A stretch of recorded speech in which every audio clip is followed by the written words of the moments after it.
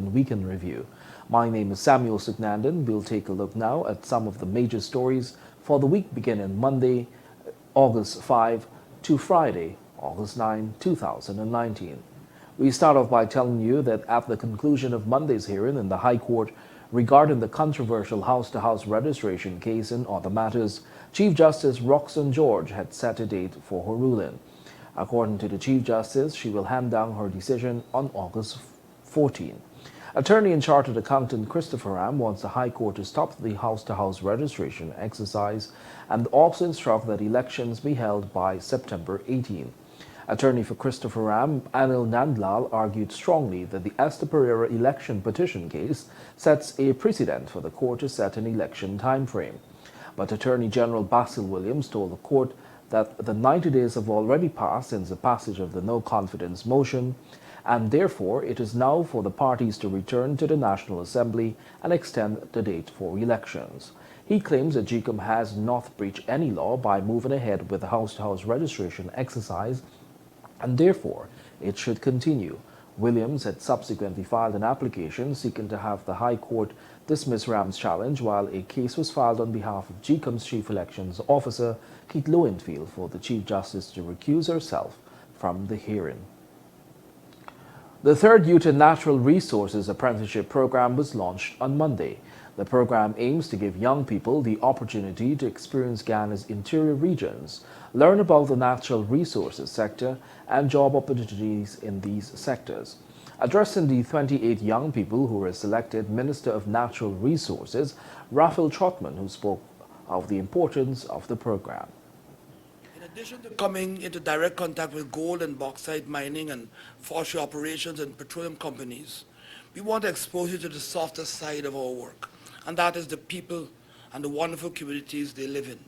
You will traverse each of the 3 great rivers of our country and visit interestingly named communities like Wiki Kalkoni and Wairuni in the Berbice River, where the people have sometimes green eyes and Dutch names, and see the awesome gift that Guyana gave the world rather, in the Ekorama International Rainforest Center, and meet students of the village of Fairview on the Essequibo River.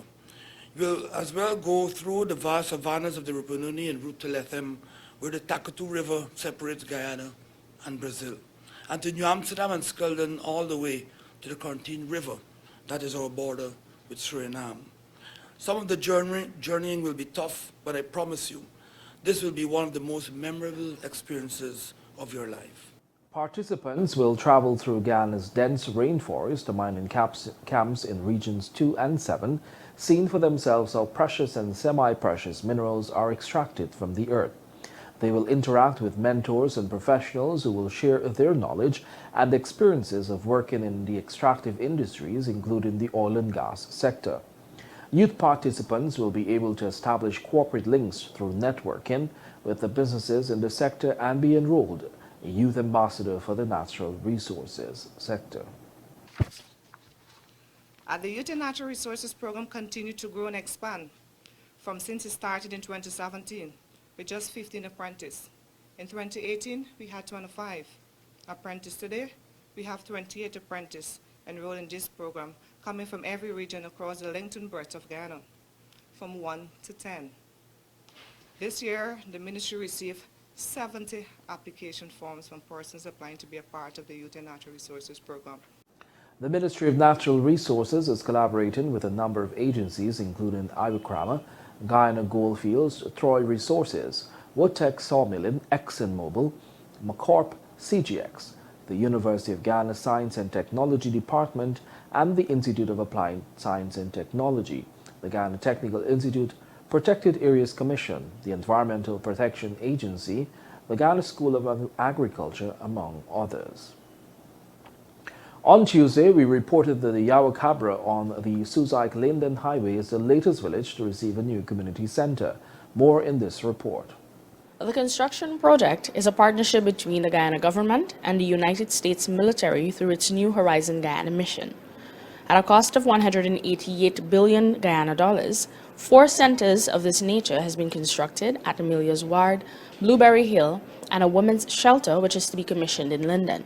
Our proposal if finds favor with the NDC and the government of Guyana, is to establish these centers as a living being in itself, as a corporate entity, a corporate body, with its own with its own board of directors and board of management. And I suspect with the board of directors and board of management, we'll have representatives from all the respective communities. Technical Coordinator, Community Development Council, with the community's ministry, Eugene Gilbert. At the handing over ceremony, Gilbert spoke on behalf of the government and lauded the U.S. military for a successful partnership between the governments for the development of the country. This initiative by government relates to the United Nations Development Programme, UNDP, Sustainable Development Goal SDG 11 for sustainable cities and communities. Yarrow Cabra in the Suzdike Linden Highway is the latest village to receive a new community center for much benefit to the development of youths and the community as a whole. For Globespan 24/7 News, Kippany Jordan. Outspoken economist Raman Gaskin has described the current state of the economy in Guyana as stagnated, explaining that nothing major is happening except for the oil and gas sector. Gaskin, a former presidential advisor, feels that the current political climate is the main contributing factor towards that development. He said unless that is fixed, things could only worsen. Right now, I would say the word to describe the general economy of Guyana is stagnation. It's stagnating. Nothing is happening. Nothing is happening. That would be the right word to describe the present state of the economy, except in the case of oil and gas. A lot of things happening out there with ExxonMobil and the other oil companies. They're preparing and they want to drill, and a lot of companies are coming into the country to offer ancillary services and so on. That's going on. But outside of that, nothing else is going on. Sugar is in a bad shape. I think this year we'll do about 100,000 tons. The government having closed the 4 estates. And this PNC government, of course, preparing to close the other 3 if they get a chance next year. They close them all. They don't want to have that industry around them anymore. And there's a general stagnation in the place. There's nothing happening. Gaskin told Globespan 24/7 News on Tuesday that he believes there is still high youth unemployment in the country. Although the government is trying to make work for youth with some youth corps and some cadet corps and this corps and the other corps, which is a PNC thing which Bornham used to have. Granger is doing all that. Yesterday they had a marching of 500 people from some cadet corps, and they like all that nonsense. Bring all the youth, put them in something, dress them up in uniform and start march. That's what Mr. Granger is good at. He's doing it, and to that extent he's a very faithful follower of Bornham. Bornham had the army, the people's militia, and this corps, and the youth corps, and this corps. Granger doing that. He's good at that. In the meanwhile, he sent home over 10,000 workers in the sugar industry. Many of them are still having a lot of difficulties. 3 workers of the Department of Public Service will be reinstated after a board of inquiry established to investigate their dismissal found that it was unlawful. We filed this report on Wednesday. Director General of the Ministry of the Presidency, Joseph Harmon, said recommendations were presented to the ministry on July 25, to which the President agreed to. He noted that the Board of Inquiry, headed by Lance Carberry, found that letters issued to Andrew Grant, Gail Williams, and Grace Dazzle were unlawful. The 3 employees were dismissed by Minister of Public Service Tabitha Sarabu Hale days after she was appointed to the post. And having regard to its observations and findings, recommended that the letters of determination be immediately withdrawn. Secondly, it is expected that the aforementioned public servants, as the 3 names I called, will be reinstated immediately and restored to their respective positions within the Department of Public Service. I will continue to enjoy all benefits and allowances they previously enjoyed prior to the purported determination of their services. Harman said the minister was advised on the need to ensure due process is taken in the future when dismissing employees. He said the action to dismiss the employees should have been made by a permanent secretary. 3 public servants have been called, and of course they have to be briefed. The issue, of course, was that the actions that were taken were actions which ought to have been taken by a permanent secretary in the ministry. The ministry was without a permanent secretary for some time. A permanent secretary was appointed on the 1st of August of this year, and the new permanent secretary is now following up on these actions so that the employees can expect a speedy action, a speedy implementation of these decisions of the Commission of Inquiry. The opposition has maintained from the onset that it feels the employees were unfairly dismissed.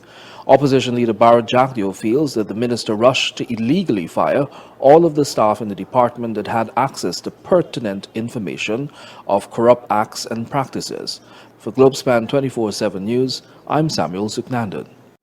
Also on Wednesday, we reported that a taxi driver was stabbed to death in Mocha, Arcadia over an argument about fear. Here's that story. The 42-year-old man, identified as Owen Lynch, was stabbed to death by passengers he picked up at Sophia Greater Georgetown. The man's mother, Corinne Hilleman, who resides in Stevedore Housing Scheme, Georgetown, spoke with Globespan 24/7 News to explain what she heard.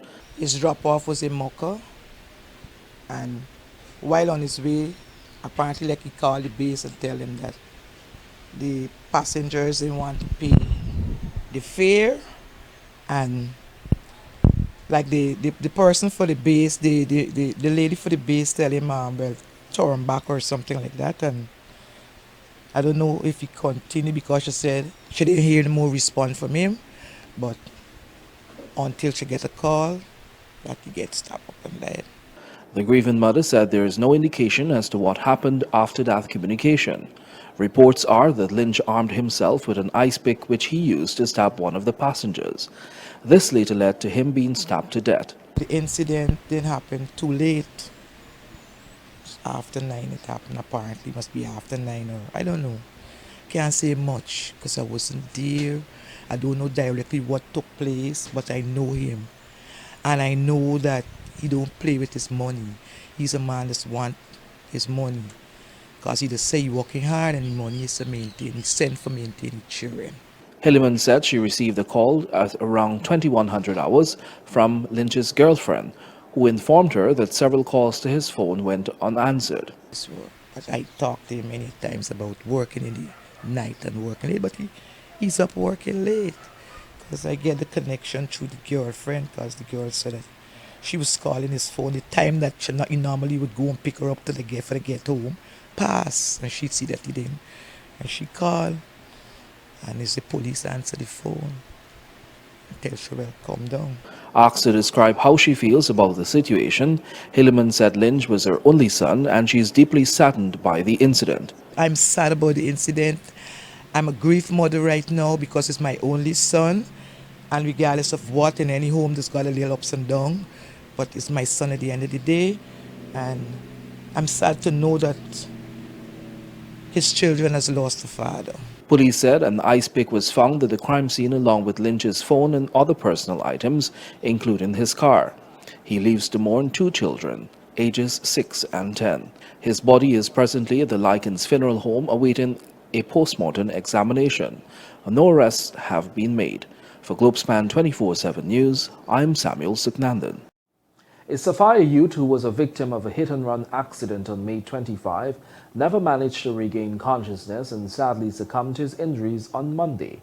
His parents are now pleading for justice to ensure that the person responsible is put behind bars. Keepney Jordan filed this report. Want to come to court, and everybody out there who got a clear conscience in them, I need them to come out, because the guy that got knocked down is today for me and tomorrow for all of them who withholding the information, and even the so-called friends them who none of them never come forth and say, well, this is what happened on the night of question. Father of the deceased, Barrington Hall. Hall Sr. is of the view that the authorities are not doing enough as the perpetrator is quote-unquote walking free while he grieves his son's death. Hall is also of the view that his son was poorly taken care of at the Georgetown Public Hospital Corporation, GPHC. No, my son wasn't well taken care of. My son was actually given up before he died. They had a doctor come in the ward last week. It's last week Friday, right? And she went like 20 minutes convincing me to take my son home and let's spend the last days with me. Now, you tell me something, is that good of you as a doctor to advise some parents or a parent or a family, carry your patient home, let the dead home? Now this is a sensitive matter where my son went in an accident, hit and run. Now which you think is the first bullet that gonna left the liar gun of the case or the defendant case? The first bullet we're gonna left he gun is negligence of the parents caused the death of this patient. Burial Hall, 18, was the victim of a hit-and-run accident which took place in the wee hours of the morning of May 25. After he passed on August 5, his father said an eyewitness has come forward with claims of seeing the accident, which allege that the youth ran from what appeared to be an attempted robbery which caused the accident. Hall's father is pleading with his son's friend with whom he was in company with on the date in question, and anyone who might have information to come forward to ensure the perpetrator is brought to justice. Hall Sr. has also sought legal advice. The vehicle that was used in the accident was found in a yard at Grove East Bank, Demerara, was subsequently impounded at the Brigdam Police Station. Efforts to contact the traffic chief, Lyndon Isles, for comment on the matter proved futile. For Globespan 24/7 News, Kippany Jordan. Government will continue to pursue any legal action that would lead to a favorable outcome to have credible elections in Guyana. This is according to President David Granger. More in this report from Thursday. We are ready to pursue any legal action that we feel would lead to a favorable outcome to have credible elections in Guyana. Our concern is with credible elections, and we have said over and over again that if the list is flawed, it must be corrected. President David Granger, the Guyanese head of state, made that statement during a press conference earlier today.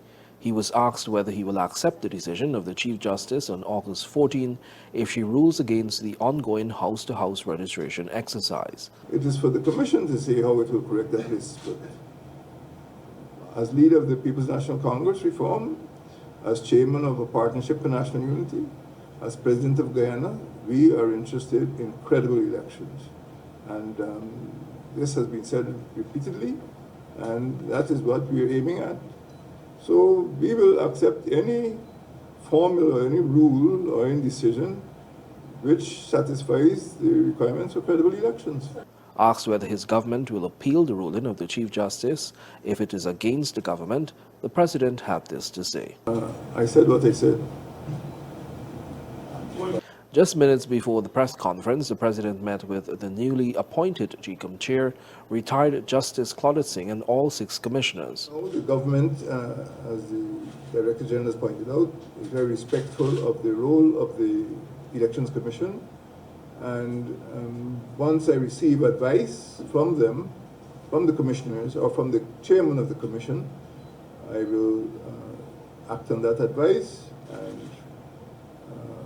we expect that all Guyanese will respect the independent role of the Elections Commission. At present, the legal matters before the court in relation to the house-to-house registration exercise, where accountant Christopher Ram is challenging the constitutionality of the exercise. Ram is challenging the matter on the grounds that it is a violation of the Constitution and the spirit of the consequential orders issued by the Caribbean Court of Justice. Chief Justice Roxanne George is expected to deliver her ruling in relation to this matter on August 14. A meeting between the new GCOM chair and the commissioners is scheduled to take place the following day. For Globespan 24/7 News, I'm Samuel Zucknanden. Given recent reports about the high influx of Haitian nationals entering Guyana with little evidence that they eventually leave, the opposition has accused the government of blatantly ignoring what they describe as a human smuggling racket We have more in this story from Friday. Opposition leader Baro Jagdeo says the high influx of foreign nationals, particularly Haitians, is a matter of concern for his party, and it should be the same for government. Jagdeo noted that although Haitians are often targeted, they have every right to come to Guyana like any other Caribbean national once they fulfill the immigration requirements. Our problem is not just Haitians too, because there are others. People are being exploited. They have to pay to come through here. And they're then smuggled out of Guyana in an organized fashion. And no sensible Guyanese would think otherwise. From how you see the operations at the airport, they're met there, they're chaperoned, taken with bus, then moving to the border, overnighting around the place, etc. That this, I pointed out, that at 5,000 US dollars and 8,000 came in, over 8,000 so far. That's 40 million US dollars. People smuggling. The Department of Citizenship earlier this week released a statement saying some 8,476 Haitian nationals arrived in Guyana between January and July, but only 1,170 have left so far, leaving more than 7,000 immigrants unaccounted for. Addressing the media on Wednesday, President David Granger rejected the idea that these foreigners are being smuggled, and their reason for coming to Guyana is because of a racket. It seems from the analyses which have been made available to the government that many Haitians are heading for a third destination, that they're not interested in staying here and they may want to go to a third country. Again, these are all allegations, but as far as we are concerned, we want to protect the sovereignty and integrity of Guyana. We don't want to be used as a conduit for illegal migration. We already have thousands of Venezuelan migrants in the country. We are concerned about that. We know of the influx of Cubans, but suddenly there seems to be a great concern about the influx of Haitians. But my understanding is that they are not going to be involved in influencing the elections in Guyana, nor with the Cubans, nor with the Venezuelans. However, Jagdeo said his party is also concerned that some people are staying here and compromising the system, which could create problems with regards to registration for election and employment. This is a big concern of ours. But you know what bothers me the most? Look at the president's statement today and Felix. Oh, I gather they're just coming here, they're going on to third countries. And which president or a minister will not be concerned that if your country is being used with gangs to smuggle people out, 8,000 people in 7 months of the year, that it's not a concern of yours how porous your borders are? Because if people can go that way, people can come in, they can bring in guns, they can bring in drugs, they can take out guns or whatever. You must be concerned about the porosity of your borders. And not just with Venezuela, with Haitians, but with any other group, Colombians, Venezuela, whatever. Because this just shows that you don't care. For Globespan 24/7 News, I'm Samuel Suknandon. The constitution of the National Mining Syndicate was handed over to the president of the syndicate on Friday by Minister of Natural Resources at the Umanayana, Georgetown. This document acts as a reference to which the members of the organization will refer to keep on course with best practices for carrying out the necessary functions of the National Mining Syndicate. Kippany Jordan has that story. Attorney at law Kamala Edwards gave a brief overview of what the document entails. The Constitution you have before you, it consists of 29 articles, some going to creation of office for different officers of the board and the way that they should conduct themselves. Now, flowing from this Constitution, there would also be created a set of rules, but that will be the final decision of the syndicate itself. The Constitution was created in a user-friendly manner, which makes for easy interpreting with straightforward information. Natural Resources Minister Raphael Trotman commended the team on the work they've done in creating a document that will give guidance to the syndicate. That constitutions seem to be the most topical subjects for discussion today and most recently. It seems that we have grown experts of every variety almost overnight. Everyone is a constitutional expert. The language in a constitution is supposed to be plain and unambiguous. And like this one is, I have no doubt, it will become the subject of much discussion and I'm sure heated debate in the months and years ahead. The Constitution was handed over to the President of the National Mining Syndicate, Gerald Williams. The National Mining Syndicate, consisting of various local syndicates throughout the country, are legal, constitutionally structured entities which operate under the guidelines of the Friendly Societies Act. For Globespan 24/7 News, Kippany Jordan. And that has brought us to the end of today's news. We wish you a safe and productive week ahead. Until next time, goodbye for now.